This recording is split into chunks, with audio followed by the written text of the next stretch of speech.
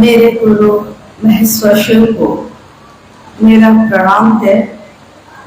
इस कालखंड के प्रथम शिव के शिष्य और हम सबों के परम आदरणीय वरेण्य गुरु भ्राता साहब श्री हरिनानंद जी के चरणों में मेरा प्रणाम है।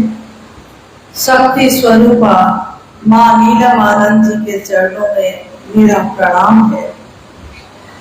और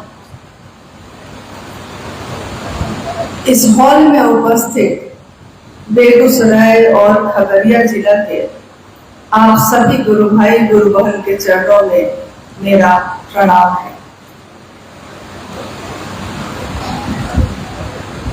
एक शिव शिष्य होने के नाते ये मेरा परम सौभाग्य है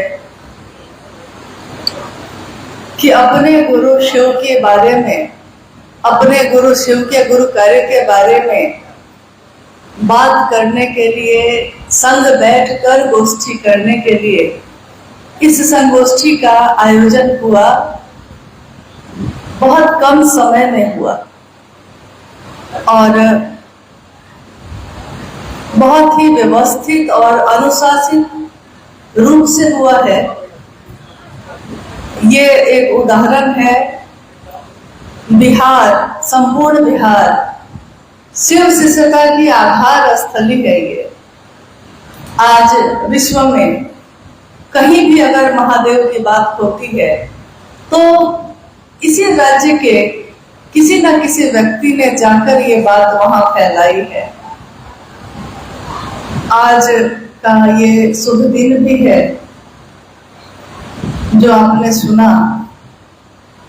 हम सबों की माँ नीलमानंद जी का जन्म दिवस हिंदी तारीख से और अंग्रेजी से तो 27 जुलाई है। सन 1952 में बिहार ही था उस समय, अब झारखंड है। उसमें एक जिला है पलामू। पलामू जिला के मनातूगढ़ नामक रियासत में उस किले जैसे घर में मवार जगदीश्वर जीत सिंह और देवी भूमिका देवी के घर में पुत्री के रूप में इनका जन्म हुआ। आज का जो दिन है वो आप जानते हैं। भारतीय कैलेंडर में इस दिवस को, इस दिन को नाग पंचमी के नाम से जाना जाता है। जब उनका जन्म हुआ तो जिस बिस्तर पे बच्ची को रखा गया उस बिस्तर के नीचे सांप के बच्चों का झुंड था। पूरे झुंड में केवल सांप के बच्चे ही बच्चे, कहां से आए किसी को पता नहीं। चूंकि घर के हर चप्पे चप्पे पे बंदूक राइफल रखी रहती थी तो लोगों ने कहा दीदी के पिताजी को, मवार साहब को, कि बंदूक लाइए, बंदूक लाइए, क्योंकि बहुत सारे सांप के बच्चे हैं। मवार साहब ने कहा कि मेरे घर में शिव और भगवती की, नाग की पूजा होती है तो मैं इनको गोली नहीं मार सकता। तो उन्होंने कुछ लोगों को बुलवाया और सुरक्षित उन बच्चों के जो झुंड थे उनको जंगल में छुड़वा दिया। मनातूगढ़ के उस घर के चारों तरफ जंगल ही जंगल था। भविष्य में आने वाले समय में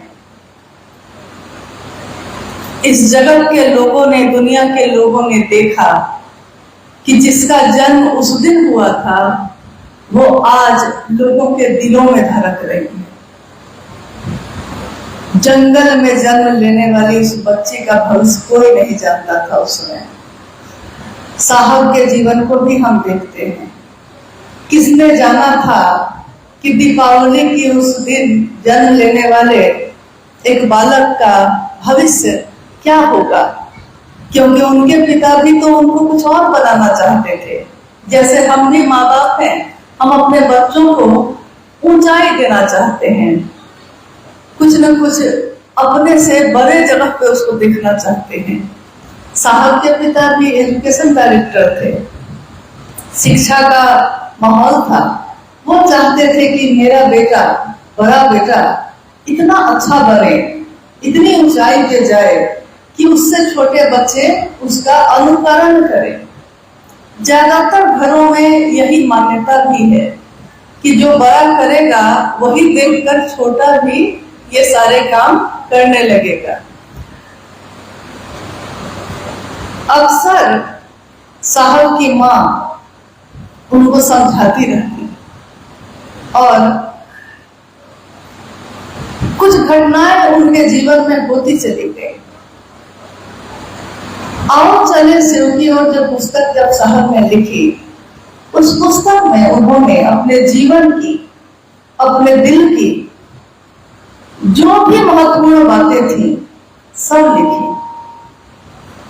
और उन्होंने कहा कि एक दिन जब मैं शरीर में नहीं रहूंगा, लोग मेरी बातों पे चलेंगे। ये पुस्तक उनको प्रकाश दिखाएगा ताकि उनको कोई गुमराह नहीं कर सके, कोई उनको भटका नहीं सके। कुछ लोगों ने उस समय कहा साहब से कि आपने किताब में इतनी बातें लिख दी, पता नहीं लोग उसका क्या क्या मतलब निकालेंगे, क्योंकि हर व्यक्ति अपने अनुसार मतलब निकालता है। अभी इस संगोष्ठी में जो हम बैठे हैं और 10 बजे से ये शुरू है, कितने गुरु भाई गुरु बहनों ने अपनी अभिव्यक्ति, अपनी अनुभूति हमारे आपके सामने रखी है। उसमें कुछ वैसे गुरु भाई आज हमारा सौभाग्य है कि उपस्थित हैं, जिन्होंने 1990 के दशक में शिव को अपना गुरु बनाया था। साहब ने 1980 के दशक से शिव चर्चा शुरू की और बेगूसराय, खगड़िया, सहरसा, सुपौल, मधेपुरा, इन सभी जिलों में उस समय कुछ लोगों ने जो शिव को गुरु माना, साहब की बातों को सुनकर हम सभी शिव शिष्यों का सौभाग्य है कि वो आज भी उन लोगों से हम लोगों की भेंट हो पाती है। हम सुनते हैं कि वो कैसा दौर था, वो क्या समय था। भगवती स्वरूपा मां नीलम आनंद स्वयं शिव के शिष्य साहब हरिंद्रनाथ किस तरह स्टेशन पे उतरते और किस तरह पैदल पैदल दूरी तय करके कभी किसी गांव में, कभी किसी शहर में जा जाकर अपने गुरु शिव का संदेश देते। बेगूसराय की धरती, इस धरती को अभी अनुप्रिया ने कितनी सही बात कही कि इस धरती को इतिहास में जब भी याद किया जाएगा, इसी नाम से याद किया जाएगा कि गुरु का आदेश कहाँ मिला था, तो वो ये धरती थी जहां गुरु का आदेश मिला। कहते हैं, साहब ने कहा भी कि गुरु की दया गुरु आदेशित अनुसार करने भर से मिलती है। गुरु की दया गुरु आदेश अनुसार करने भर से मिलती है। यानी गुरु की जो दया है वो मिलेगी कैसे? जो पहला सूत्र है वो मिलेगा कैसे? कि गुरु के आदेश को उनके अनुसार करने भर से मिलती है, जिसमें ये तीनों सूत्र भी शामिल है। हम सभी शिव शिष्यों का जो अलौकिक आचरण है, मनसा वाचा करुणा, ये भी शामिल है। हमारे जीवन का पल पल शामिल है। यानी कि हम क्या करते हैं, इस पे निर्भर करता है कि गुरु की दया हम पे होती है कि नहीं। क्योंकि गुरु की दया पहला सूत्र जो है उसके बारे में भी आपने, हमारे बहुत ही पुराने गुरु भाई जो बेगूसराय के हैं, आप जानते हैं, जो जिनको हम लोग एक प्रेम और श्रद्धा से कमल मामा कहते हैं, क्योंकि मां नीलमानंद जी ने अपने सगे भाई से भी बढ़कर उनको माना। उनको ही नहीं, उस समय के जितने गुरु भाई गुरु बहन थे सबको अपनी जान से ज्यादा चाहा। मनसा एक ही थी कि मेरे गुरु का काम इनके द्वारा बढ़ेगा। देखिए, बनाया भी भाई, लेकिन मंशा यही थी कि गुरु का काम बढ़ेगा। तीनों सूत्रों के बारे में उन्होंने बहुत सुंदर व्याख्या की। बहुत समय बाद स्थिर मन से आज मैंने इसको सुना है, क्योंकि अभी जो कुछ समय से ये जो सिलसिला चल रहा है, संगोष्ठी है ये, और हम लोग अपनों से अपनी बात कह रहे हैं, तो लंबे समय से इधर ज्यादा, लगभग 2 वर्षों से ज्यादा बढ़ गया। लोग शिष्यानुभूति पे बात करना कम कर चुके हैं। शिष्यानुभूति को अपने पॉकेट में रखना बहुत लोगों ने छोड़ दिया है, जो कि हर गुरु भाई के पॉकेट में दिखाई देता था, हर गुरु बहन के बैग में दिखाई देता था। सोते समय तकिए के नीचे वो रहता था।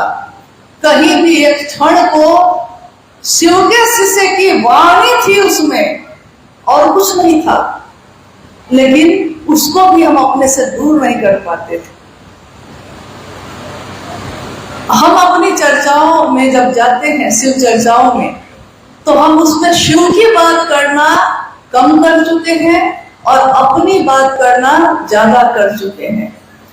हमारी बातचीत में, उस पूरे माहौल में प्रेम और करुणा दिखरी महसूस होनी चाहिए थी, लेकिन नफरत दिख रही है, शिकायत दिख रही है, एक दूसरे से शिकवे हैं।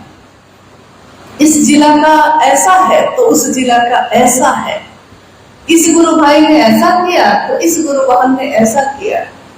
तो आज जो हो रहा है, इससे बहुत ज्यादा उस समय हुआ जब साहब ने शिव को गुरु बनाया था। लेकिन क्या आपने, हम सभी अभी बैठे हैं यहाँ, हमने आज तक जितनी भी चर्चाएं साहब की सुनी है शिव की, शिव चर्चा में साहब ने किसी की शिकायत नहीं की, किसी बात का शिकवा नहीं किया, कहीं अपना दुखरा नहीं रोया। उन्होंने जब भी गुरु भाई गुरु बहनों के बीच बात की तो केवल महादेव की बात की। सबसे सुंदर रंग, सबसे सुंदर जो चीज उन्होंने पाई थी शिव की शिष्यता, उस शिव शिष्यता का दान, उस शिव शिष्यता का रंग सबके दिल में बिखेरा। हमारे कमल गुरु भाई ने एक बड़ी सुंदर पंक्ति कही है। उन्होंने एक पंक्ति का प्रयोग किया कि दिल से कही हुई बात का असर दिल तक होता है और मस्तिष्क से बोली हुई बात का असर मस्तिष्क तक होता है। जानते हैं क्यों ऐसा होता है? क्योंकि दिमाग जो है वो गणित बनाता है, समीकरण बनाता है, लाभ और हानि देखता है, अपना और पराया देखता है, लेकिन दिल ऐसा नहीं करता, हमारा मन ऐसा नहीं करता। हमारा मन इन चीजों से मुक्त है। इसीलिए मस्तिष्क की सीमा है, वो इतनी ही दूर तक सोच सकता है, इतनी ही दूर तक देख सकता है, लेकिन मन की, हमारे हृदय की कोई सीमा नहीं। असीम है वो, अनंत है वो। ठीक उसी तरह जैसे हमारे गुरु शिव है, अनंत, असीम, अतल गहराई है जिनकी दया की, जिसमें हमारा मन समाहित होता रहे, इसकी कामना शिव शिष्य हेंगानंद साहब ने की।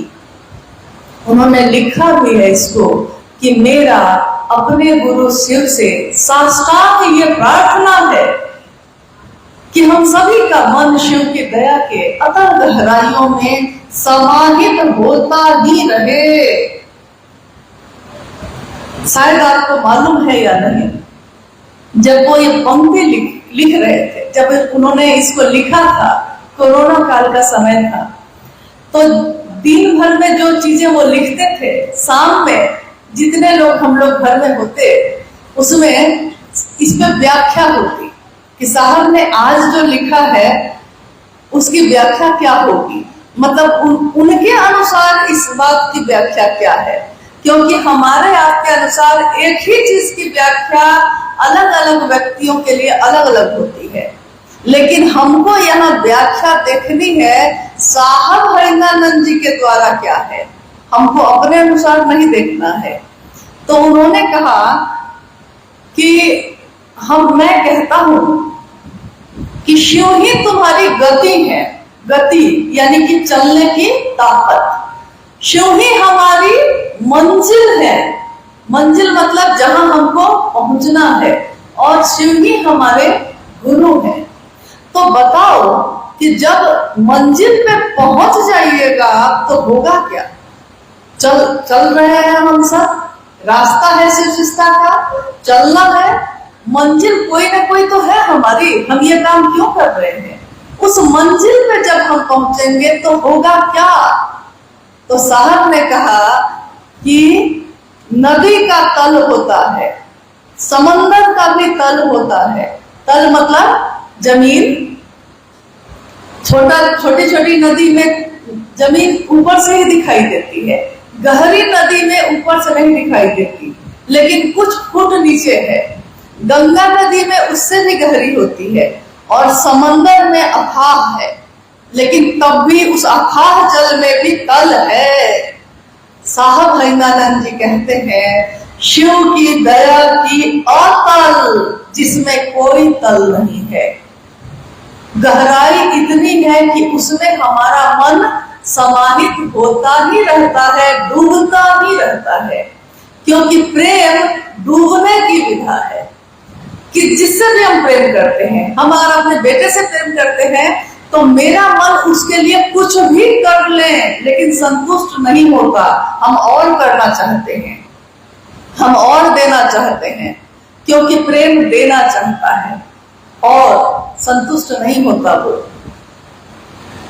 तो साहब ने अनगिनत बातें कही,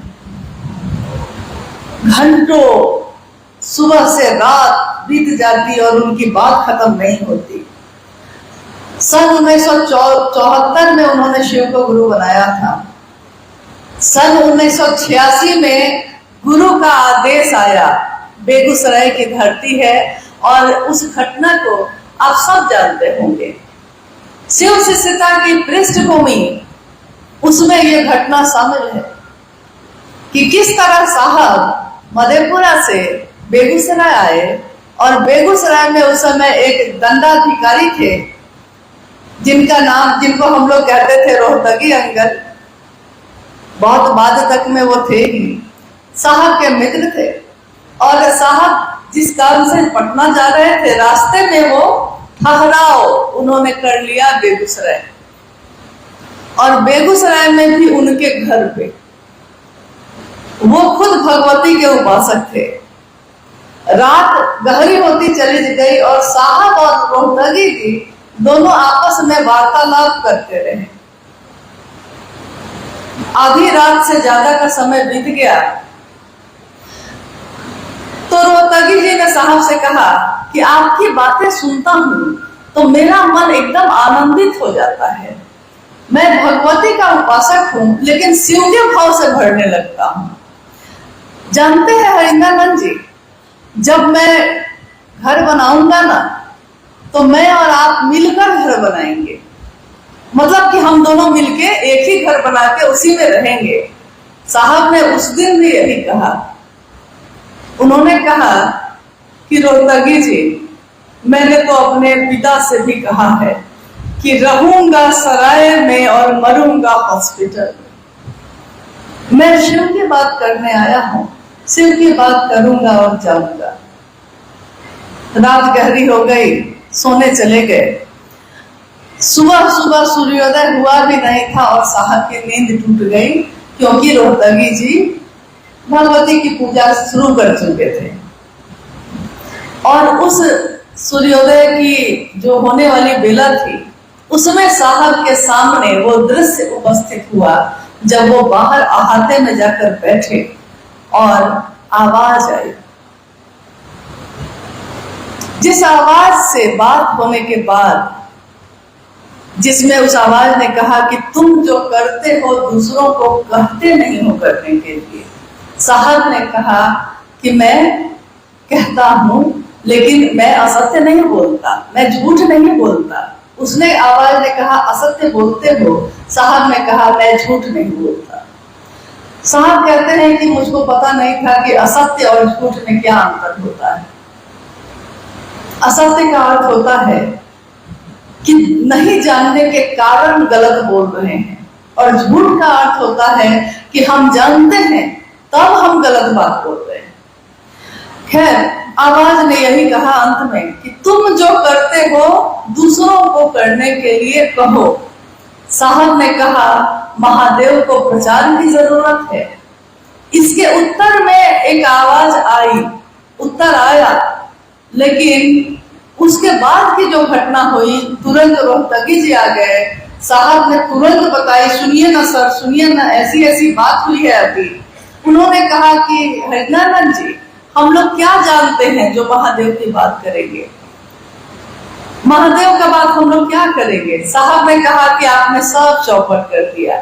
आवाज अभी ठहरी हुई थी और आपने आके बीच में बोला, वो मामला खत्म हो गया। वो अंतिम पंक्ति वो भूल गए। बहुत बाद में एक बार उपवन में ही बातचीत चल रही थी, तो इस बात पे कि आखिर वो पंक्ति क्या थी जो आप भूल गए, हम लोग के मन में भी बार बार ये हो रहा था कि शायद वो याद करेंगे तो याद आ जाए उनको। तो साहब ने कहा लास्ट में कि देखो, मुझको क्या लगता है कि तुमने बिया देखा है, एक बिया जब वो रोपा जाता है तो वो बिया होता है, लेकिन उस बिये में जब वो बिया जब फट के पौधा बन जाता है तो बिया से ही पौधा निकला है, लेकिन उस बिये को उसके बाद तुम देख नहीं सकते, वो बिया दिखाई नहीं देता। ठीक वैसे ही उस दिन शिव ने, उस आवाज ने जो मुझको कहा था, वो मुझको उस समय दिखा, लेकिन वो तुरंत पौधा बना। ऐसे ही कुछ हुआ मेरे साथ, और मुझको सब समझ में आ गया कि तंत्र क्या है, मंत्र क्या है, यंत्र क्या है, ज्ञान क्या है, अज्ञान क्या है। जैसे मेरे सामने सारी तस्वीर स्पष्ट हो गई। और उन्होंने कहा कि अंत में मेरे मन ने यही समझा कि शिव की बात दूसरों तक बतानी है, जो मैं करता हूं वही दूसरों तक पहुंचानी है। एक दौर था, वो भी कितने साल बीत गए। आज बेगूसराय की धरती पे जो आकाशवाणी की घटना हुई, 2024 के इस साल में है हम लोग, 28 साल बीत गए। 28 साल में दुनिया कहां से कहां चली गई। कहीं जाके बैठिए तो लगता है जैसे हर आदमी पता नहीं किस दौर में है, किस प्यास में है। ये कैसी दौर है, ये कैसी प्यास है जो बुझती ही नहीं है। दौरा चला जा रहा है, क्या मिलना है, क्या पाना है, उसको भी पता नहीं, और चला जा रहा है। शिव की दया के आश्रय में ही आनंद है, शांति है, लेकिन शिव की दया का आश्रय छोड़कर हम कहां कहां भटक रहे हैं। साहब के उस दौर की बात याद आती जो हमने मां नीलमानंद जी के मुंह से सुना। कैसे वो गढ़वर वाली गई, कैसे वो माँ तारा के मंदिर गई, कैसे घर घर जाके शिव शिष्टा की बात हुई, कैसे जिस घर में दरवाजा भी नहीं लगा था, दरवाजे और खिड़की पे बोरा का पर्दा लगा हुआ था, और उस गुरु भाई ने कहा कि मेरा मन है कि आप मेरे घर में रुकिए, और साहब दीदी उसके घर में रुके। कैसे किसी के घर में सिर्फ पुआल बिछाकर ही उसने रात बिताने को कहा और साहब दीदी ने रात बिता दी। कैसे लोग थे वो, क्या बात थी। लेकिन आज भी जब भी हमारा आपका मन साहब और दीदी को याद करता है तो हम ये तो समझते हैं कि वो दौर अब वापस नहीं आएगा। जो हमने पाया है उनसे, वो समय कभी लौट के नहीं आएगा। दुनिया आगे बढ़ेगी, शिव शिष्यता आगे बढ़ेगी, लोग महादेव का काम करते रहेंगे, लेकिन तब भी हम शिव शिष्यों का दिल ये कहता है जो बीत गया है वो अब दौड़ ना आएगा। वो नहीं आएगा। उससे खूबसूरत चीजें होंगी, और बढ़िया महादेव का काम करने वाले लोग आएंगे, और बढ़िया इस काम को बढ़ाने वाले लोग आएंगे। लेकिन जो बीत गया है वो अब दौड़ ना आएगा। लेकिन इसके साथ एक बात और है कि इस दिल में सिवा तेरे, क्योंकि साहब ने जो दिया है, हम कितने जन्म भी कृतज्ञ होंगे, हम उनका ऋण नहीं उतार सकते। हमारे साहब के लिए है ये कि इस दिल में सिवा तेरे कोई और ना आएगा। घर फूंक दिया हमने, अब राख उठानी है, जिंदगी और कुछ भी नहीं, तेरी मेरी कहानी है। शिव के शिष्यता साहब और दीदी और हम शिव शिष्यों की कहानी है। इस कहानी में दर्द है, इस कहानी में पीड़ा है, और इस कहानी में आनंद है, मस्ती है। हमारे पास कुछ भी नहीं। भाई अरुण जी ने गाया अभी, गुरु चीज बड़ी है मस्त मस्त। जब साहब के उस आंगन में मैं पहली बार आई 2022 को 29 मई को, तो दरवाजे पे बड़ी सी एक तस्वीर लगी थी महादेव की, आशीर्वाद देती हुई वो तस्वीर। और उस तस्वीर के नीचे साहब ने लिखा था अपने महादेव के लिए, तू चीज बड़ी है मस्त मस्त। दुनिया उसको किसी के लिए सोच सकती है, लेकिन महादेव का चेला महादेव के लिए ये कहता है, प्रेम भी तो है वो भी, ईश्वर से हो तब, इंसान से हो तब। प्रेम व्यक्ति को बदल देता है, और ये बदलाव, ये गहराई, ये आंतरिक होती है। बाहर से देखने वाले को कुछ पता नहीं चलता, लेकिन अंदर सब कुछ बदल जाता है। इतने समय के बाद जिस धरती की बात अभी मैंने कही, यानी गुरु का आदेश, दूसरा सूत्र गुरु का आदेश है। साहब ने हमेशा कहा कि जिसका आदेश होता है, जो आदेश देता है, उस आदेश में, उस वाक्य में देने वाले की भी ऊर्जा होती है, और जिसके लिए वो दिया गया है, यानी जिस देवता, जिस गुरु, जिस भगवान के लिए वो वाक्य बोला गया है, उनकी ऊर्जा भी उसमें होती है। तो गुरु के आदेश में ही बल होता है। इसीलिए दूसरा सूत्र जब है कि दूसरों को सुनाना और समझाना, ताकि हम खुद भी समझ सकें कि शिव के शिष्य हम हैं, और दूसरे भी समझ सकें, ये गुरु आदेशित क्रिया है, कर्म है, और इसको करने भर से गुरु की दया मिलती है। हम अपने गुरु के आदेश पे चले। साहब ने इतना ही चाहा है, गुरु ने जो कहा है उसके अनुसार करें, उनके लिए करें, जो उन्होंने किया वो हम सब भी करें। यही उनकी चाहत है। हम अपने साहब को, हम अपनी मां नीलम आनंद जी को क्या देना चाहते हैं? क्या हम उनके चाहत में चाहत मिलाकर चलने के लिए तैयार हैं? क्या हमारे मन की सारी संकीर्णताएं तिरोहित हो गई हैं? क्या हमारा मन किसी दूसरे की बात से प्रभावित होता है? क्योंकि जिस मन में शिव वास करते हो, जिस मन में साहब और दीदी विराजते हो, उस मन में किसी और की बात का प्रभाव हो रहा है, इसका अर्थ है कि कमी मुझ में है, उसमें नहीं जिसने मुझको विचलित किया है। मुझ में है कि मुझ में वो संकल्प नहीं, मुझ में वो दृढ़ता नहीं, मुझ में वो जज्बा नहीं, प्रेम की वो गहराई नहीं। तो हम सभी शिव के शिष्य साहब के अनुसार, उनके दिशा निर्देश के अनुसार चलने का संकल्प लेकर चले, एक दूसरे की मदद करें महादेव के काम में, जितना भर हमारा सामर्थ्य है। और क्योंकि ये संगोष्ठी है, तो कुछ जिज्ञासा अगर आई है तो हम लोग उस पर भी बात करने की कोशिश करेंगे। आप जानते हैं कि ये गुरु का मंच है, और गुरु के मंच पे साहब ने ही खुद कहा हमेशा कि यहाँ कोई विद्वान नहीं, यहाँ कोई वरिष्ठ नहीं, सब गुरु भाई और गुरु बहन हैं। गुरु मात्र एक है शिव और बाकी कोई नहीं।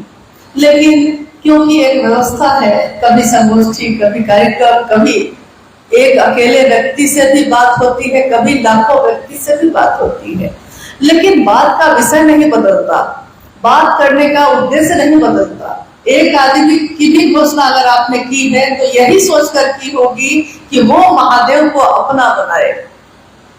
अपना बनाने पे कितनी बात हुई। और साहब ने कहा कि शिव सार्वजनिक है, शिव सबके हैं, इसीलिए किसी एक के नहीं है। जैसे उन्होंने एक बार हंस के कहा, देखो ना, जैसे मुझको कहते तो सब है कि मेरे साहब मेरे साहब, लेकिन मैं किस बात से दुखी होता हूँ, किसी को मतलब नहीं। महादेव सबके हैं, सार्वजनिक हैं, लेकिन वो मेरे नहीं है तो मेरे किसी काम के नहीं। साहब मेरा एक है, अगर वो मेरा एक ना हुआ तो मेरे इस स्कूल में जन्म लेने का कोई अर्थ नहीं, क्योंकि अगर मैं सबकी हो जाऊं तो ये प्रेम नहीं होता।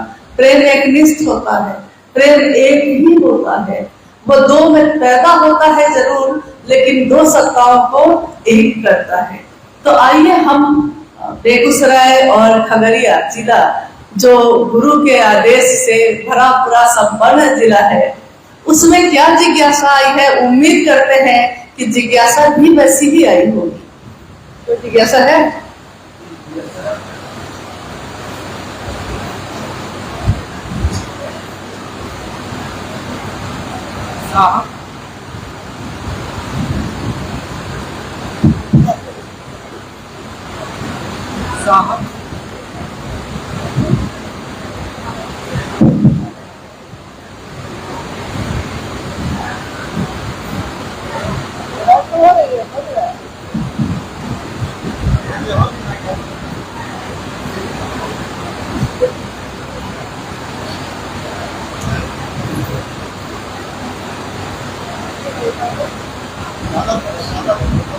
अच्छा लाइए, हम कर देते हैं, लाइए कोई बात।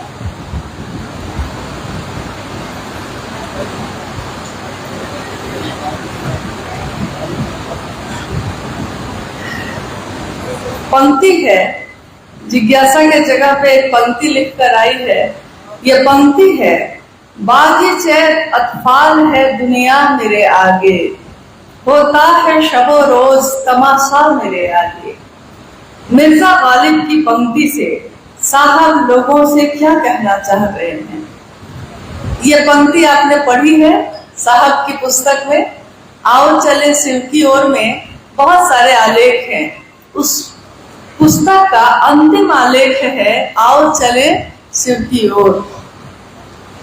उसकी पहली पंक्ति में साहब ने लिखा है कि बागीचे अतफाल है दुनिया मेरे आगे।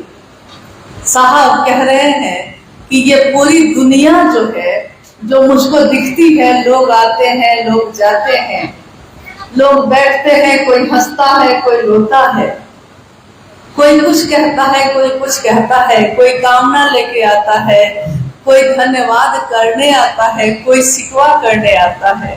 सबकी अपनी अपनी मान्यता है, सबकी अपनी अपनी धारणा है। तो साहब कह रहे हैं कि ये दुनिया मेरे आगे ऐसे ही है जैसे कि कोई तमाशा होता है। जैसे सिनेमा हॉल में बैठिए और आप पूरी फिल्म को देख जाइए तो आपको पता होता है ना कि ये फिल्म है। उसमें जो रो रहा है उसको रोते देख के आपका हृदय द्रवित होता है, लेकिन ये आपको मालूम है कि ये नाटक है, ये एक्टिंग है, ये मालूम है आपको। तो वैसे ही साहब कह रहे हैं कि ये पूरी दुनिया मेरे आगे क्या है, ये बाजित अतफाल है, बच्चों के खेलने के जैसे मैदान है, ये तमाशा चल रहा है, होता है सब रोज तमाशा मेरे आगे। जैसे बच्चों के खेलने के मैदान पे आप बैठ जाइए तो देखिएगा कि कोई बच्चा फुटबॉल पैर से मारता है, कोई सो जाता है मैदान में, कोई रोता है, कोई हंसता है, कोई किसी को धक्का देता है, कोई किसी को सहारा देता है। तो ये दुनिया मेरे आगे यही है, यही वो कहना चाह रहे हैं कि रोज मेरे सामने तमाशा ही हो रहा है, लेकिन वो समझ रहे हैं कि तमाशा हो रहा है। दूसरी जिज्ञासा है कि मनसा वाचा कर्मणा क्या है, आध्यात्म में कृपया समझाने की कृपा करें। मनसा वाचा कर्मणा ये क्या है? आध्यात्म में इसकी भूमिका क्या है? आध्यात्म में जो साहब ने कहा, जब भी हम आध्यात्म की बात करते हैं तो मुझको अक्सर ये वाकया याद आता है जो उनके सामने बैठे थे हम लोग और उन्होंने कहा था। उन्होंने एक दिन कहा कि जानते हैं अध्यात्म एक पूरी की पूरी दुनिया है और मैंने अभी और कहा था, अभी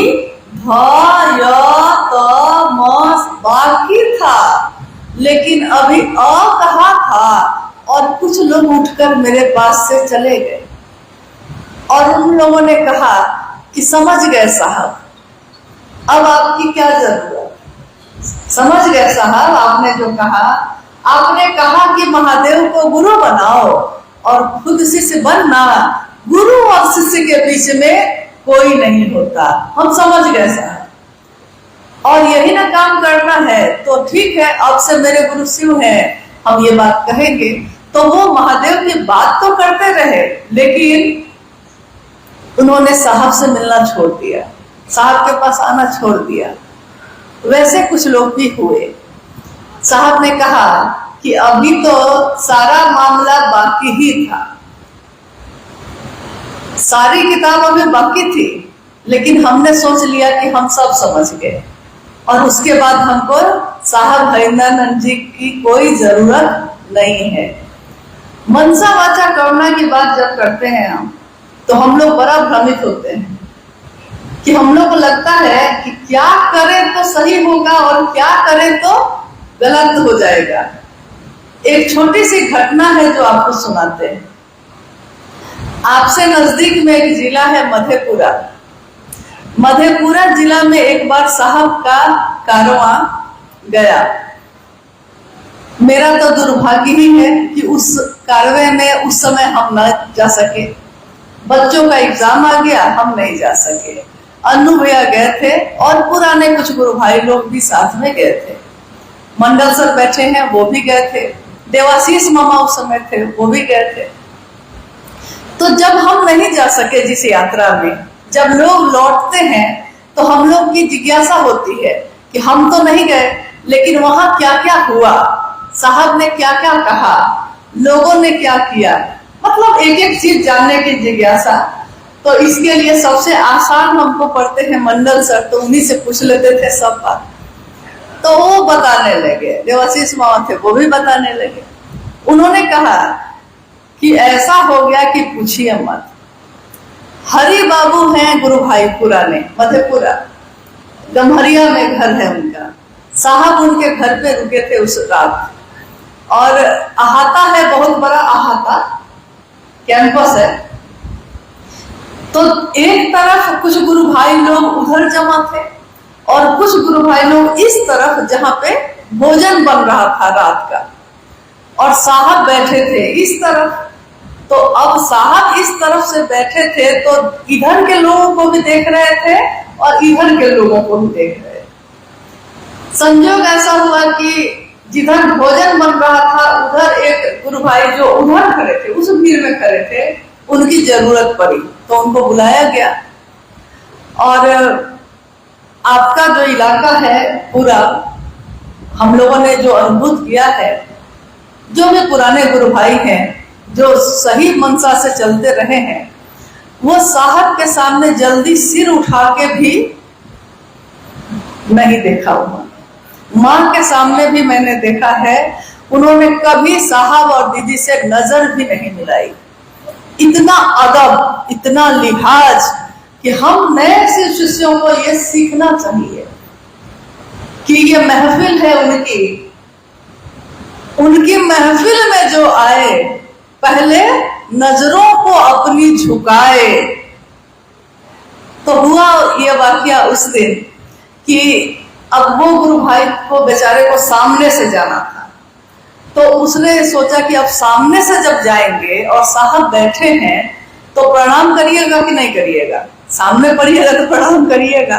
तो उस गुरु भाई ने गुजरते हुए रुक कर साहब को प्रणाम किया, भाव से भरा हुआ प्रणाम।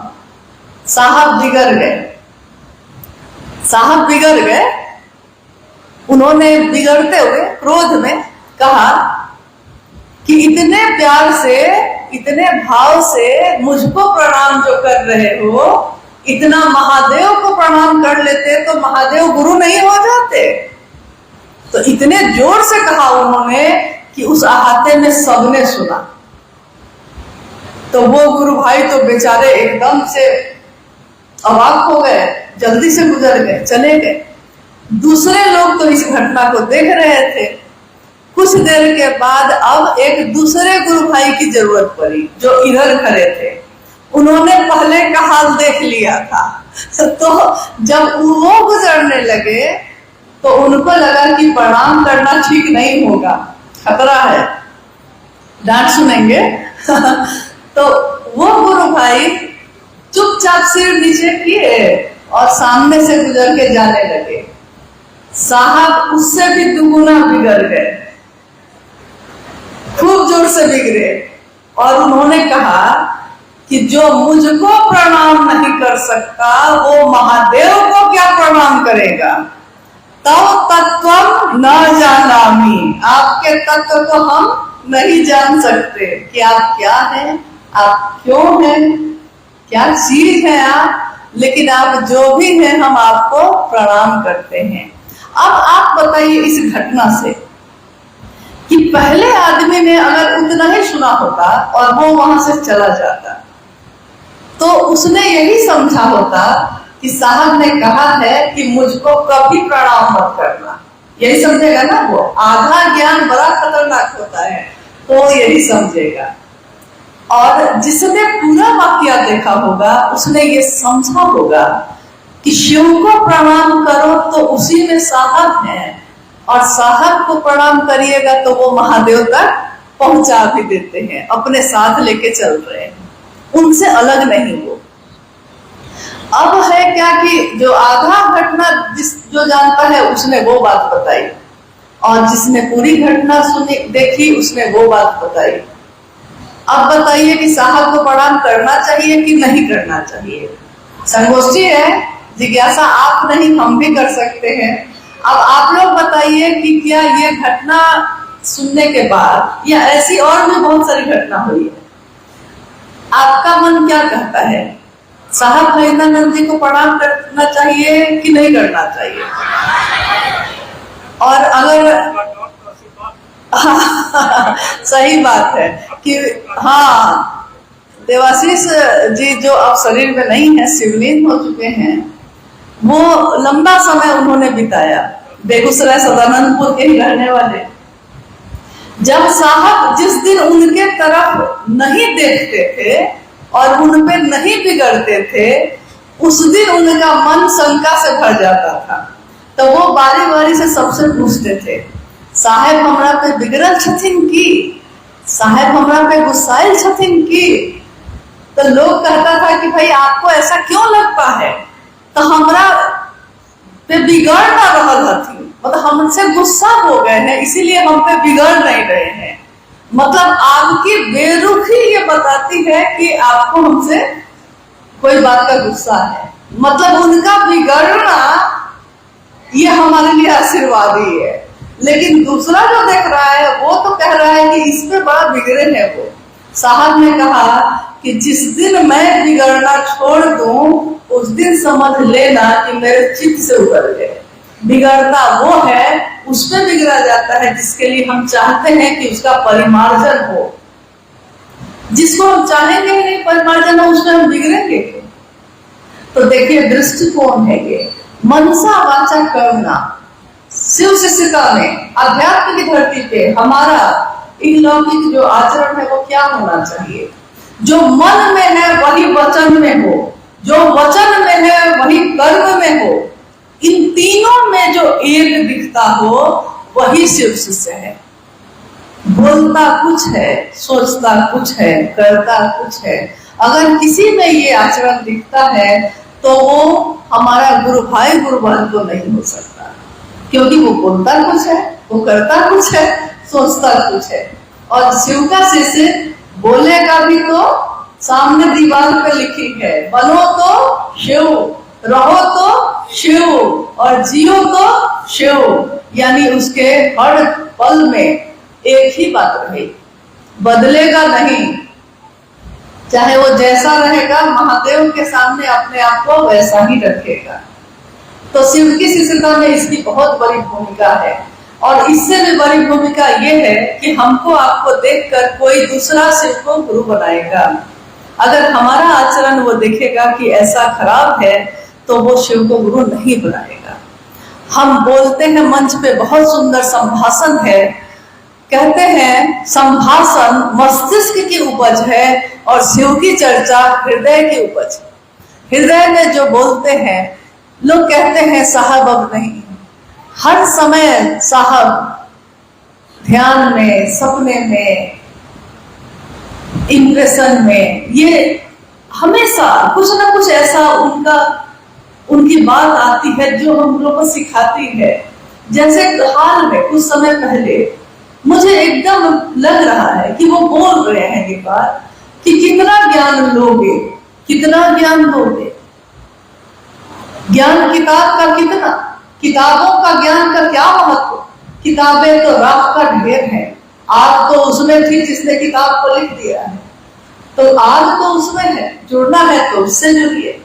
किताबें थोड़ी समझ दे सकती हैं, हमारे सोचने का तरीका बदल सकती हैं, लेकिन आग तो पैदा होगी उसी से जिसने उसको लिखा है, उससे जुड़ाव होगा तभी ना होगा ऐसा।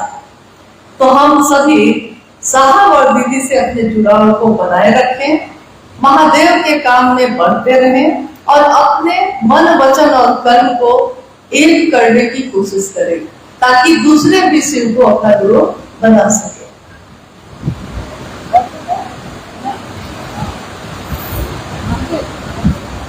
अच्छा है।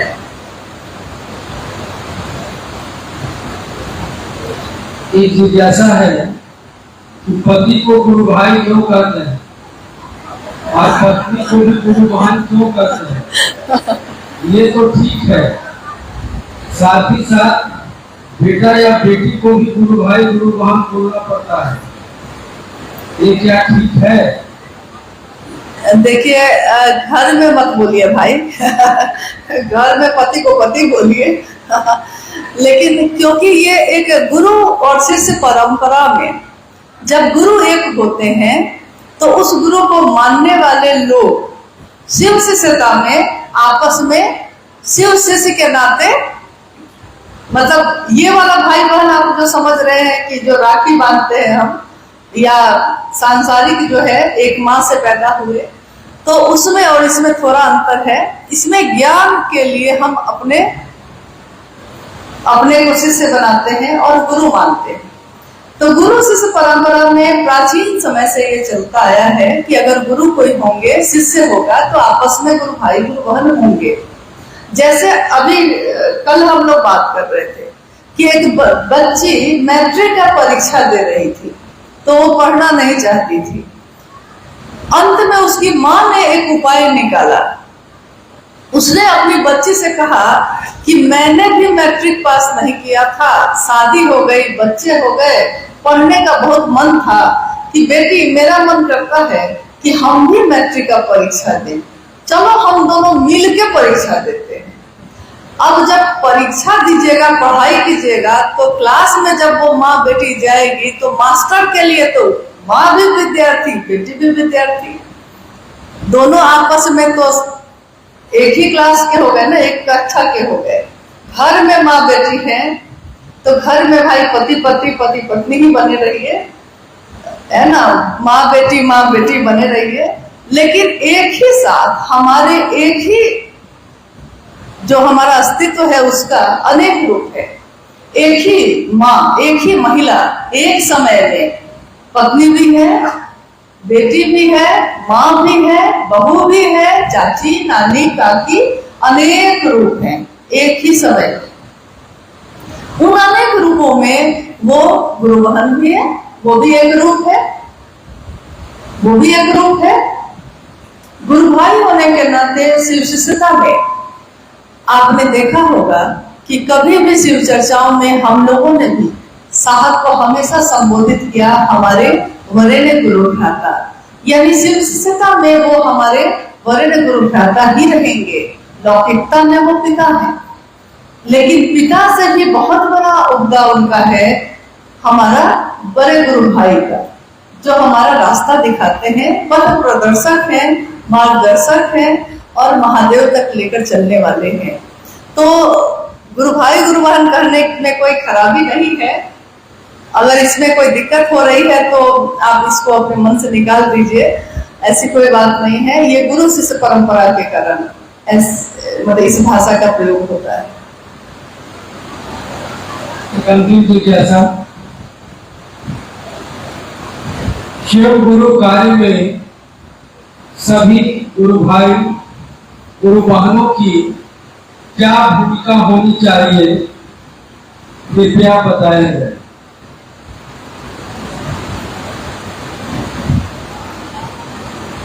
शिव शिष्यता में गुरु भाई गुरु बहनों की क्या भूमिका होनी चाहिए, इतने सालों के बाद भी इस पे हम लोग को बात करना पड़े, ये दुर्भाग्यपूर्ण है। बात करने की जरूरत होनी नहीं चाहिए, लेकिन फिर भी क्योंकि हमेशा कहा जाता है संबंधों को ताजा रखना जरूरी होता है ताकि उसमें ताजगी बनी रहे। रिश्तों को फेरा नहीं गया, पान को फेरा नहीं गया तो वो सड़ जाता है, धूमिल हो जाता है। तो चलिए हम लोग फिर से इस पे बात करते हैं। शिव शिष्यता में गुरु भाई गुरु बहन या शिव शिष्यों की भूमिका क्या होनी चाहिए। हम शिव शिष्यता को देखते हैं साहब हरिनानंद जी और दीदी नीलम आनंद जी के जीवन के जरिए, जो शिव का प्रकट रूप है, जो शिव की शिष्यता का आंखों से देखने वाला रूप है, जिसको हम देख सके हैं, जिनको सुन सके हैं, जिनको महसूस कर सके हैं, वो व्यक्तित्व है हमारे आपके बीच साहब और दीदी का। साहब और दीदी आपस में क्या थे, पति पत्नी थे। साहब की पत्नी थी, अर्धांगिनी थी दीदी नीलम आनंद। जब साहब ने शिव को गुरु माना तो उन्होंने सबसे पहले चिट्ठी लिखी थी मां नीलम आनंद जी को कि नीलम, मैंने शिव को गुरु बना लिया है, तुम भी शिव को गुरु बना लो। और मां नीलम आनंद जी ने सहर्ष शिव को अपना गुरु बनाया।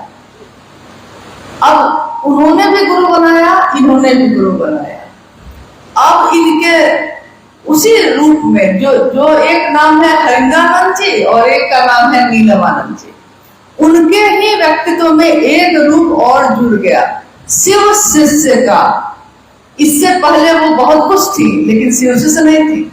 लेकिन जब ये शिव शिष्य हुए, वो शिव शिष्य हुए, उसके बाद का उनका आचरण क्या बताता है।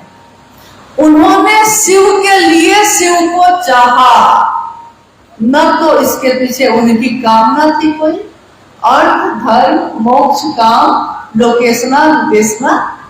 मतलब साहब ने सम्मान के लिए शिव को गुरु नहीं बनाया, साहब ने अपनी स्थापना करने के लिए शिव को गुरु नहीं बनाया। दीदी ने इसलिए लोगों को नहीं चाहा कि लोग आके उनके पांव दबाएंगे, इसके लिए नहीं किया। उन्होंने अपना सर्वस्व न्यौछावर किया, लेकिन किस लिए कि सामने वाला व्यक्ति शिव के दिशा में चले, महादेव की दिशा में चले। हमसे क्या गलती होती है कि हम जैसे ही जोड़ते हैं कहीं किसी को, शुरू में ही हमारे मन में थोड़ी मिलावट हो जाती है। शुरू में ही हमको लगने लगता है कि अभी इस इलाका में जो हम काम किए ना, अब यहाँ जितना घोषणा हुआ है, जितने चर्चा स्थल के लोग हैं, वो अब हमसे, हम उनके लीडर होंगे, अब हमसे पूछे। साहब ने एक बार कहा कि क्या मैं आपके और आपके गुरु के बीच कभी आया? मैंने ही जोड़ा, लेकिन मैं आपके बीच में नहीं आया, आपके साथ रहा, आपको मंजिल तक पहुंचाने की कोशिश करता रहा, लेकिन बीच में नहीं आया, रास्ता रोक के खड़ा नहीं हुआ। क्योंकि अगर रास्ता रोक के मैं खड़ा हो जाऊंगा तो आप बढ़ेंगे कैसे, आप चलेंगे कैसे। तो शिव शिष्य कोई भी अगर है, उसकी भूमिका यही होनी चाहिए कि मेरे कारण अगर आप बढ़ सके थोड़ा और, तो ये मेरे जीवन का सौभाग्य होगा। हम आपको दिखे ना दिखे इससे क्या फर्क पड़ता है, आप हमको माने ना माने क्या फर्क पड़ता है। दुनिया तो किसी से 100% खुश नहीं होती। नहीं, महादेव से पूरी दुनिया खुश हो गई क्या? उन्होंने तो पूरा का पूरा हलाहल ही पी लिया था। दुनिया के सारे लोगों को खुश हो जाना चाहिए था कि अब इनसे बड़ा तो कोई और नहीं है, लेकिन तब भी कुछ उनकी पूजा, दक्ष को देखिए, दक्ष ने उनका आदर नहीं किया।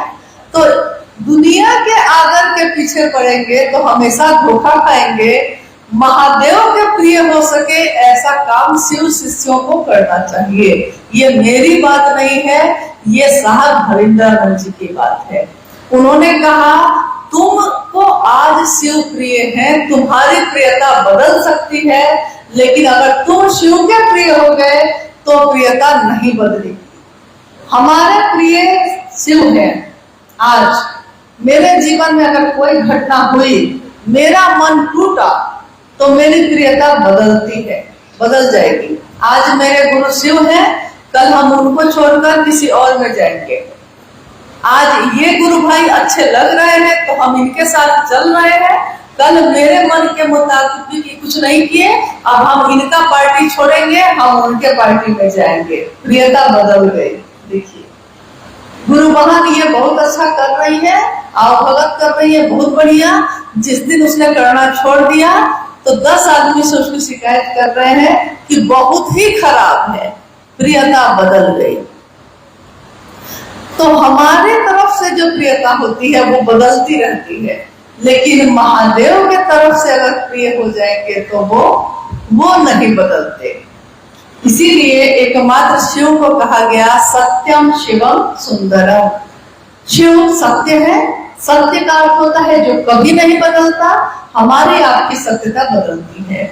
आज मेरा सत्य ये है कि हम लोग युवा हैं, 10 साल बाद हमारा ये सच बदल जाएगा, हम बूढ़े हो जाएंगे। उसके 10 साल बाद शायद हम जीवित भी न रहें। हम जो इस दुनिया में थे हमारा सत्य बदल गया। आज हम कुछ और बोलते हैं, 10 साल बाद कुछ और बोल सकते हैं, लेकिन क्या महादेव बदलेगा? काल बदलता, युग बदलते हैं, चक्र बदलते हैं, लेकिन शिव का जो स्वरूप है वो नहीं बदलता। उसकी सुंदरता का कभी क्षय नहीं होता, और वो हमारे आपके गुरु हैं, तो ये कभी ना बदलेंगे। इसलिए हम सभी शिष्यों को भी जैसा मेरे गुरु हैं वैसा हमारे आचरण में दिखे, ऐसा काम करना चाहिए।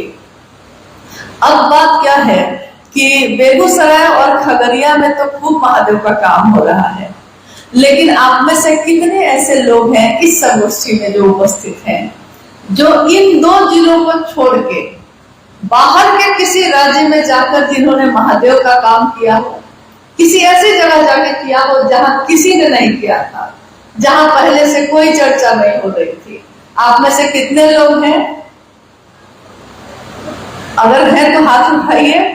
अगर आप अपने बिहार राज्य से बाहर गए हैं या अपने जिले से बाहर गए हैं, जगत देखिए इसी में छुपा है उत्तर। जगत गुरु शिव का शिष्य, उसकी एक ही इच्छा होगी कि उसके गुरु शिव की बात जगत के एक एक आदमी तक पहुंच जाए। कांटी को एक जगह ठोक दिया है तो फिर उसी को ठोकते रहेंगे। कब तक हम लोग सिर्फ उसी जगह पे चर्चा करते रहेंगे जहां पे लोग शिव को गुरु बना चुके हैं? थोड़ा अपने मन को विस्तार दीजिए, थोड़ा बाहर निकलने की कोशिश करिए, इससे बहुत सारा लाभ होता है। हम अपनी अनुभूति पे बता रहे हैं। उससे होता क्या है कि एक तो हमारे मन का कचरा भी साफ होता है, क्योंकि एक जगह रहते रहते और पानी अगर जम जाए तो काई लग जाती है उसमें, लेकिन जो निर्झर बना रहता है झरने की तरह कभी यहाँ कभी वहां चलता रहता है, उसका मन भी उतना ही साफ, उतना ही निर्झर बना रहता है। और महादेव के लिए महादेव का काम करना है। हालांकि आपके जिले में भी अभी भी बहुत सारे ऐसे घर होंगे जिन लोगों ने शिव को अपना गुरु नहीं बनाया है। तो हम इस महाअभियान में भाग लें। हम गांव-गांव जा सकते हैं, हम दूर नहीं जा सकते हैं तो बगल के किसी ऐसे गांव जाए जहां शिव चर्चा नहीं होती है। इतना तो हम लोग कर सकते हैं। मेरी जितनी क्षमता है हम उतना तो महादेव का काम कर सकते हैं। हम दूर नहीं जा सकते, बगल में जा सकते हैं, इतना भर तो आप कर सकते हैं। तो इतना भर तो आप करने को तैयार है ना? क्या? हाँ, क्योंकि नारा तो लगवाया जा सकता है कि शिव का काम कौन करेगा। मन्नत सर ने कहा, आपने भी कहा, हम लोगों ने भी कहा कि हम करेंगे, लेकिन नारा सिर्फ इस हॉल तक नहीं रह जाए। एक घटना आपने सुनी होगी, हालांकि समय काफी हो गया है, इस बात के बाद हम लोग अपनी बात भी समाप्त करेंगे। अंतिम एक आज के लिए एक घटना जो आपने सुना होगा, साहब की ही चर्चा में सुना होगा। महाशिवरात्रि का अवसर था, रांची में महाशिवरात्रि का आयोजन था, आरती का समय हो रहा था। 27-28 अगस्त की चर्चा में भी साहब ने इस घटना का जिक्र किया है। आरती के लिए साहब को बुलाते बुलाते हम लोग बारी से लोग गए, नहीं आए। हालांकि हम लोग गए जब तो बहुत अनुनय विनय करने के बाद वो उठ के आए। तो उन्होंने कहा कि यार मेरी आदत है, या तो मैं उस काम को करूंगा नहीं जो मेरा मन नहीं कर रहा है करने के लिए, मैं उस काम को नहीं करूंगा, और अगर करूंगा तो फिर सबसे बढ़िया तरीके से करूंगा। अब व्यवस्था है करने की तो सबसे बढ़िया करेंगे। तो उन्होंने आरती की थाली ली और परमेश्वर जी बैठे हैं, इनको डांट के जोर से कहा कि पढ़ो, आरती पढ़ो। ये बेचारे हड़बड़ा के पढ़ने लगे। मंडल सर, हम लोग सब अनुव्याम परिवार के सारे लोग आरती लेके आरती कर रहे हैं, साहब बीच में खड़े हैं आरती लिए हुए, और चूंकि आरती चल रही है तो सबका ध्यान महादेव पे है। आरती खत्म हो गई, आरती खत्म हो गई तो हम लोगों ने अपनी अपनी आरती का थाल नीचे रखा, लेकिन साहब की तरफ जब हम लोग देख रहे तब तक उन्होंने दौड़ के उनके हाथों को पकड़ा, क्योंकि उनके हाथ में जो थाली थी वो थरथरा रही थी, लग रहा था कि अब गिरेगा, और साहब की आंखें बंद थी। बंद आंखों में और थरथराती थाली को पकड़ते हुए में उनको जो झटका लगा तो उन्होंने आंखें खोल दी और कहा कि क्या हुआ। तो बाद में जब हम लोग आकर बैठे तो साहब ने कहा कि मैं महादेव पे मेरा ध्यान एकाग्र हो गया और मैं महादेव से बात करने लगा। मैंने कहा महादेव से, ये आपने पता नहीं सुना कि नहीं, साहब ने कहा कि इसको उन्होंने समझाया था, आओ चले शिल्पियों में एक पंक्ति है कि मन जब मंत्र के चैतन्य के साथ नहीं चलकर मंत्र के साथ नहीं चलकर मंत्र के देवता के चैतन्य में ठहर जाता है तो क्या होता है। इसी को उन्होंने समझाया कि जब मैंने अपने मन को एकाग्र किया तो मेरा मन ठहर गया, अब ठहर गया महादेव पे, तो अब मेरा शरीर पर से ध्यान हट गया। मेरा शरीर क्या कर रहा है अब मुझको नहीं पता। साहब महादेव से अपनी बात कह रहे हैं। उन्होंने कहा कि मैंने कहा कि सरकार दया करिए कि आपका जो नाम है पूरी दुनिया में हो, और ये बात हो रही है। साहब ने कहा कि ये जो शिव नाम की हरा भोला हो रहा था, बगल में हरा भोला तो चल ही रहा था, बीच में आरती हो रही थी। उन्होंने कहा कि हरा भोला हरा शिव की ये जो गूंज उठ रही है मैं पूरी दुनिया में सुनना चाहता हूँ, और मैं इसका साक्षी रहूं ये भी चाहता हूं। उन्होंने कहा कि पूरी दुनिया में ये गूंज हो, मैं ये चाहता हूं, और ये भी चाहता हूं कि मैं इसका साक्षी बनूं, यानी मैं इसको अपने से देखूं कि ऐसा हुआ है। अब बताइए कि हम कहीं भी शिव शिष्टता की घोषणा कर रहे हैं तो उसका साक्षी कौन है?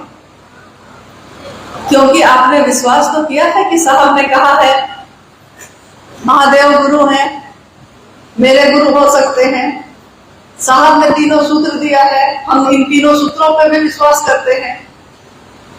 तो साहब की बनाई हुई व्यवस्था, साहब की बोली हुई चीज या साहब की दी हुई चीज, कोई भी चीज हो जो उनको छू कर भी आई हो तो उन हवाओं को भी सलाम करते हैं हम शिव के शिष्य, क्योंकि हमारे साहब को छू के आई है। वो साक्षी बने मेरे द्वारा किए हुए काम का, इससे सुंदर जीवन क्या होगा। तो हम कहीं भी अगर महादेव की बात करेंगे नए लोगों के साथ, उसके साक्षी वो स्वयं होंगे। आइए हम सभी, जो इस संगोष्ठी का एकमात्र उद्देश्य है कि मेरे गुरु महादेव दूसरों के दिलों में भी धरके, हमारे मन में जो महादेव वास करते हैं दूसरे के मन में भी वो वास करने लगे। हमारे आपके द्वारा ऐसा काम हो कि शिव शिष्यता की गूंज सिर्फ बेगूसराय और खगड़िया की धरती पे नहीं, विश्व के कोने कोने तक हो पहुंचे। आपके जिले के बहुत लोग बाहर के राज्यों में रहते हैं, बाहर के जिलों में रहते हैं, बाहर के देशों में रहते हैं। आप अगर उन लोगों के माध्यम से चाहेंगे तो अपने महादेव का काम उन सुदूर जगहों पे भी पहुंचा सकेंगे। लोग खड़े हैं, हमारी नाव तो पार लग गई, लेकिन उनका क्या जो तट पे खड़े हैं और नाव का इंतजार कर रहे हैं। सोचिए, जिस दिन हम लोगों ने शिव को अपना गुरु बनाया था, हमने और आपने उस दिन ये जरूर सोचा होगा कि इतनी सुंदर बात हमारे जीवन में इतनी देर से क्यों आई, क्यों नहीं पहले हमने शिव को गुरु माना, क्यों नहीं किसी ने हमसे ये बात कही। तो जिस तरह हमारा मन ये आज सोचता है, लाखों लोग इंतजार में हैं, जहां कोई धोखा नहीं, जहां प्यार ही प्यार है। आ लेकर तुझे मैं लेके चलूं एक ऐसे गगन के तले, जहां गम भी न हो, आंसू भी न हो, बस प्यार ही प्यार पले। उस गगन के तले चलने के लिए कितने लोग व्याकुल हैं, खड़े हैं, और हम अपने समय को नष्ट कर रहे हैं इन बेकार की बातों में। बेकार की बातों में रहना बीत जाएगी। यहाँ पूर्णिया के गुरु भाई गुरुवाल बैठे हैं, गुरु भाई जो आशीष जी हैं, पूर्णिया से हैं, रानी पत्रा साहब अक्सर गए वहां। साहब ने वहां की एक संगोष्ठी में कहा कि पास आइए कि हम नहीं आएंगे बार बार। सबकी आंखों में आंसू आ गए थे उस दिन कि क्यों साहब ने ये बात कही। साहब ने बाद में भी यही बात कही कि मैं नहीं आऊंगा बार बार। 27-28 अगस्त को जो संगोष्ठी हुई, उसमें मेरे बोलने का जो विषय था वो नमः शिवाय पे था। 26 अगस्त की शाम में उपवन में सब कोई इधर उधर व्यस्त था, मैं भी उठकर थोड़ा दूसरी तरफ चली गई। साहब ने बहुत जोर से डांटा और कहा कि आपसे कह रहा हूं, बैठ के समझ लीजिए मुझसे, फिर दूसरा कोई नहीं आएगा समझाने। और सही है, दूसरा कौन समझा सकता है? जिसने समझा है वही समझा सकता है। साहब और दीदी का अस्तित्व, साहब और दीदी का नाम इस धरती पे, इस गगन में चमकता ही रहेगा हमेशा। ये दुनिया रहे ना रहे, लेकिन उनकी बात तो इस कायनात में गूंजती ही रहेगी। शिव गुरु हैं और हम सब उनके शिष्य हैं। ये गूंज उठती ही रहे, हम आप उसके साक्षी बने, हम सब इसमें सहायक हो, इसकी कामना करते हैं। अपने साहब और दीदी से यही निवेदन करते हैं कि हमने आपके जन्मदिन पे क्या दिया, हमारे पास है भी क्या, हम क्या देंगे। लेकिन माँ नीलम आनंद का जन्मदिन है आज, हम तो उन्हीं से मांगते रहे, पहले भी आज भी मांगते हैं उन्हीं से कि आप ऐसा आशीर्वाद दीजिएगा और जरा हमारे साहब तक जरा हमारी बात भी पहुंचा दीजिएगा क्योंकि साहब से जो सीधे नहीं बोल पाता था वो माँ से ही अपनी बात उन तक पहुंचाता था। तो जरा उनसे भी कहिएगा कि शिव शिष्यों का हाल भी थोड़ा देखते रहे कि आपकी महफिल है, आपकी दुनिया है, सब कुछ आप ही का है, तेरा तुझको अर्पण क्या लागे तेरा। चलिए हम उनको अर्पण करते हैं शिव शिष्यता का। आने वाले अभी कुछ ही दिनों के बाद 4 सितंबर का वो दिन भी आएगा जिस दिन हमारे साहब शिवलीक हुए। साहब के उस दिवस पे उन्होंने हमेशा ये कहा कि मेरे जन्मदिन को या जिस दिन मैं जाऊंगा, मैं आया था तो दीपावली मनी थी, मैं जाऊंगा तो मुहर्रम मनेगा, लेकिन मेरे दिवस को संकल्प दिवस के रूप में मनाइएगा। ऐसा दिवस मनाइएगा जिसमें सबको यही नहीं करने लगेगा कि बड़े बड़े कार्यक्रम करने लगेगा। शिव शिष्य चाहा है मैंने, शिव शिष्यता का ही दान चाहिए मुझको। तो उस दिन हमारा अनुरोध है, हम सभी का अनुरोध है आपसे भी और उन सभी गुरु भाई गुरु बहनों से कि उस दिवस को संकल्प दिवस के रूप में मनाइए, साहब के नाम से वृक्ष लगाइए, शिव शिष्यता की घोषणा कीजिए, घर घर में शिव शिष्यता का संदेश लेकर जाइए।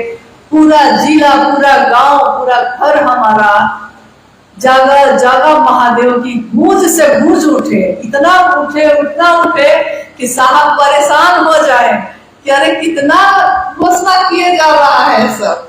आइए अपने साहब को हम यही दें जो उन्होंने मांगा है, जो उन्होंने चाहा है। आप सभी के चरणों में प्रणाम है। हम सभी का जीवन शिवमय हो, सुखमय हो। आप सबको मेरा